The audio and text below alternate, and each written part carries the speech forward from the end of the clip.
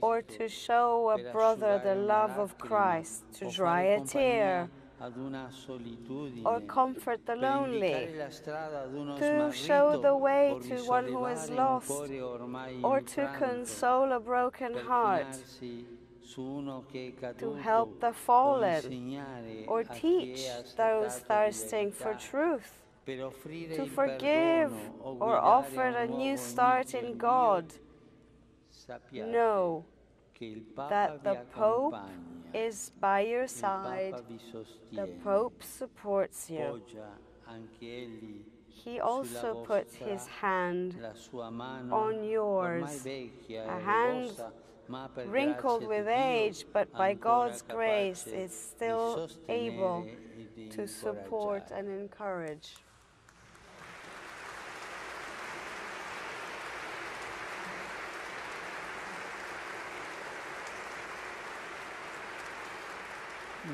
My first word is thanksgiving to God for the power of the gospel, which has allowed this remarkable growth of Christ's church in these lands and enabled its generous contribution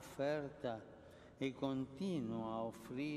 the Church has offered in the past and in the present to the American society and the world. I thank you most heartily and really appreciate your generous solidarity with the Apostolic See and the support you give to the spread of the gospel in many areas of the world where there is suffering. I appreciate the unfailing commitment of the Church in America to the cause of life and the family, the primary reason for this visit of mine.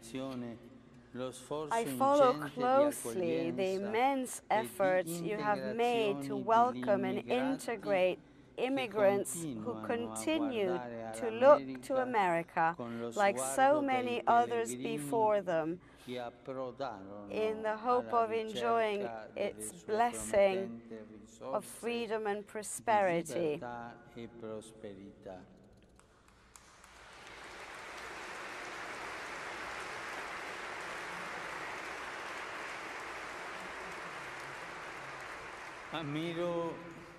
I also admire the effort with which you're making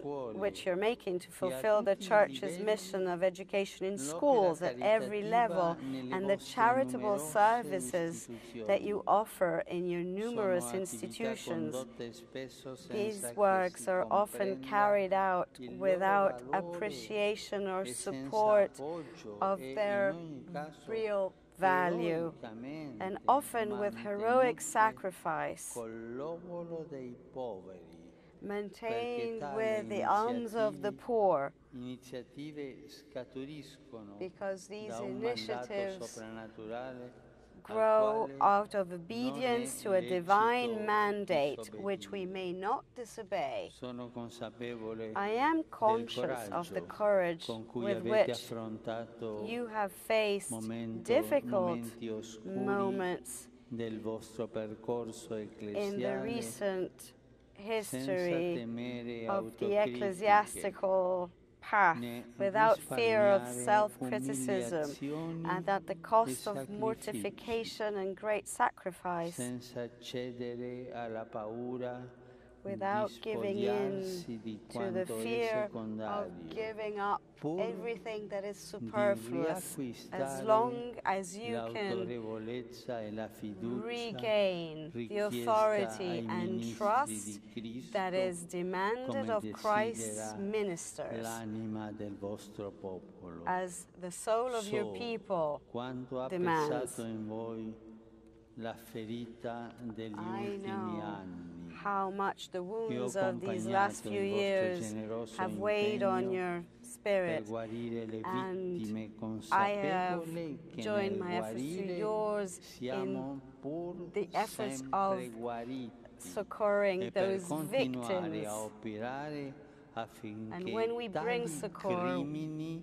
then the victims are healed, and we have to hope that such crimes will never repeat themselves.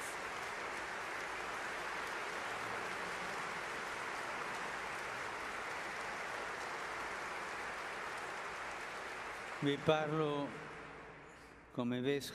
speak to you as the Bishop of Rome, already in old age, but called by God, and coming from a land which is also American, to watch over the unity of the universal church and to encourage in charity the journey of all the particular churches so that they may grow in knowledge, faith, and love of Christ. Reading over your names, looking at your faces, knowing the extent of your churchmanship, and conscious of the devotion with which you have always shown for the successor of Peter, I must tell you that I do not feel a stranger among your midst. I come from a land which is also vast, with great open ranges, a land which, like your own, received the faith from itinerant missionaries. I know how hard it is to sow the gospel among people from different worlds, whose hearts are often hardened by the trials of a lengthy journey. I am not unaware of the efforts made over the years to build up the church amid prairies, mountains, cities, and suburbs of a frequently inhospitable land where frontiers are always provisional and easy answers do not always work. And the key to open the door means you have to combine the epic struggle of the pioneers and the homely wisdom and endurance of the settlers, who defend the land they reached. As one of your poets has put it, strong and tireless wings, combined with the wisdom of one who knows the mountains.